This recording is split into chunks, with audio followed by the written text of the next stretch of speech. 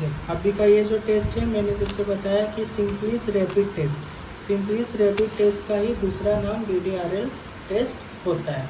और VDRL test को actual में उसके फुल फॉर्म से हम क्या बोलते हैं, वेरिनियल डिसीज रिसर्च लेबोरेटरी, VDRL। और ये टेस्ट ज़्यादा करके फीमेल के लिए किए जाते हैं। और कभी कभी अगर प्रेगनेंसी में प्रॉब्लम आता है बेबी कंसीव करने में, तो उस केसेस में हम मेल या फीमेल दोनों का भी कर सकते हैं। और एज अ वायरल डिसीज़ आप मेल और फीमेल इसको कोई भी करवा सकता है। ऐसा कुछ वेरी नहीं करता कि बच्चा हो या मीन्स ओल्ड पर्सन हो या अडल्ट पर्सन हो, कोई भी इसको कर सकता है। और अभी इसका करने का सिंपल सा मेथड है कि आप अभी जैसे हमने 2 किट लिया है, तो हमें 2 पेशेंट का टेस्ट करना है। तो 2 पेशेंट का टेस्ट करो चाहे एक सिंगल पर्सन का टेस्ट करो, आपको पहले मार्किंग कर देना है कि कौन सा किट आप किसके लिए यूज़ कर रहे हो। ठीक है, इससे क्या होगा कि मिसअंडरस्टैंडिंग नहीं होगा कि कौन सा किट किस पेशेंट का था। अब इसका एक थोड़ा सा लॉजिक इसमें समझो। अभी ये जो स्टिकिंग है, इस स्टिकिंग को निकाल देना है। ओके, ये स्टिकिंग को निकाल दिए। स्टिकिंग को निकालने के बाद आपको पैकेट को ओपन करना है। और थोड़ा ये सिंपली टेस्ट को करने के लिए ना, मतलब VDRL टेस्ट को करने के लिए ग्लव्स कंपलसरी ही रखना है, क्योंकि क्या होता है टोटली स्ट्रिप रहता है। और आप अपना डस्टी हैंड से अगर कहीं भी लगाते हो तो कैसा है कि आपको किट थोड़ा डिस्कार्ड होने का चांसेस बढ़ जाता है।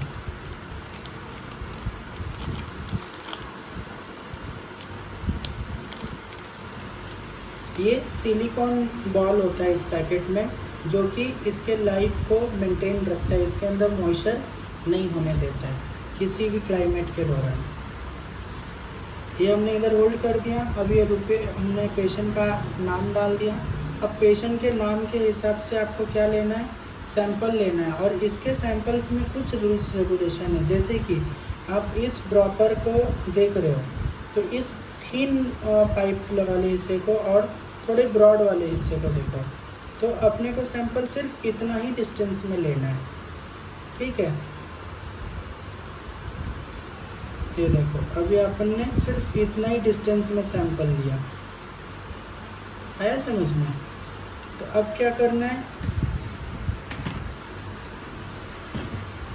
इस जगह पे हमें ड्रॉपर की मदद से धीरे धीरे सैंपल डाल देना है। और ये जो होता है ना, एब्जॉर्ब करता है। ये देखो, आपको एक झटके में नहीं डालना है सैंपल, धीरे धीरे डालना है। ये धीरे धीरे डालना है। और फिर उसके बाद इसके ऊपर में आपको 1 ड्रॉप बफर डाल देना है।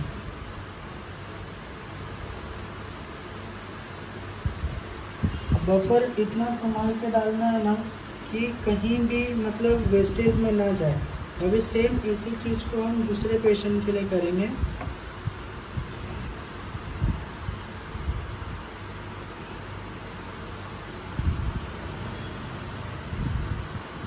ये लिया, इसको रखना है और धीरे धीरे इस पर सीरम डालना है,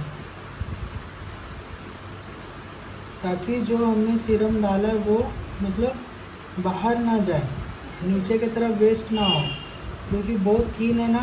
अभी हम बाकी सारे किट में देखते हैं तो कैसा एक सर्कुलर डिप होल रहता है, हम उसमें डालते हैं, लेकिन ये सर्कुलर डिप नहीं है, प्रॉपर एक स्ट्रिप है। ये हमने डाला और इसको डालने के बाद में आपको वही सेम रिएक्शन देखना है। आप समझ के ले लो कि किस तरीके से डालना है, कि नीचे नहीं आना चाहिए, जो भी है वो ऊपर ही रहना चाहिए। ठीक है,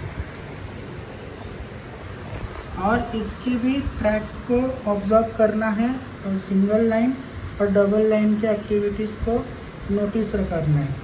इसमें भी सिंगल लाइन डबल लाइन का फॉर्मेशन होता है।